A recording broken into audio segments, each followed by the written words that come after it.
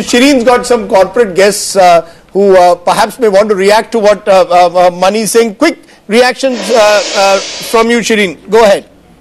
Rajdeep, you know, the mood has been changing here at the Confederation of Indian Industry practically from the time that we got here. In the morning, industry was feeling a lot more optimistic about Pranab Mukherjee presenting a bold budget. They've come away disappointed, but more importantly, a huge negative now coming in with the retrospective amendment to Section 9. I know it may sound too technical for your audience, but at this point in time, what that basically means is that cases like Vodafone will be taxed retrospectively. This is a huge negative as far as foreign investors are concerned. Let me just quickly get my panelists to comment on that before I go to their overall assessment of the budget. Sunil Munjal, Mr. Godrej, Mr. Muthuraman, a big negative for foreign investors. Mr. Munjal? If this is correct, absolutely. It is correct. Absolutely. This is a big negative. And actually it's almost not acceptable to global investors. Adi Godrej, we've gotten into this habit of making policy changes retrospectively. This matter went to court. You have a Supreme Court order in favor of Vodafone. You're appealing that order, and then you go and change the law retrospectively. I think it's a very negative move. I think it is going to create a huge suspicion in the minds of investors about Indian tax laws and how we will go forward.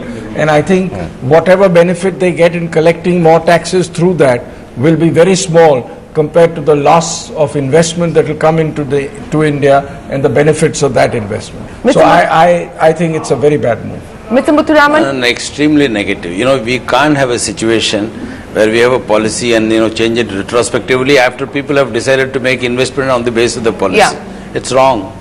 It's happening too often in India. It's wrong, sends out a bad message to foreign investors, but overall assessment of the budget, you're disappointed, you don't believe the numbers. We're suspicious about how he's going to be able to contain subsidies to 2% of GDP. There hasn't been a clear roadmap outlined as far as that's concerned. He hasn't talked about diesel, he hasn't talked about bringing down oil subsidies. The numbers for last year have not been achieved. Do you believe this fiscal consolidation roadmap that's been outlined? You know, I'm really worried about that fiscal consolidation roadmap, because the subsidies, if anything, has gone up in the current budget compared to last year. Yeah. I have not looked at full details, but broadly I think they have gone up. Now, if they have gone up, and looking at the revenue figures, and then looking at the aspiration of bringing it to 2%, I don't see it. So do you believe that we're going to have to live with high interest rates? Probably. You see, the fiscal deficit to contain from 5.9 to 5.1, I don't see the numbers in the budget. So I'm a bit worried. And if the fiscal deficit is going to remain like what it is today, then you will have RBI sort of sitting on it and saying that we can't reduce the interest rates. Adi Godrej and Sunil Munjal, excise duty hike which will get passed on to consumers. So consumers are not going to be very happy. It's an across the board 2% hike both on excise as well as service tax. Specifically auto, though you're not impacted, but car manufacturers are going to be very unhappy with this budget. Large cars, the excise duty being hiked to 27%. Yes, I think that is disappointing.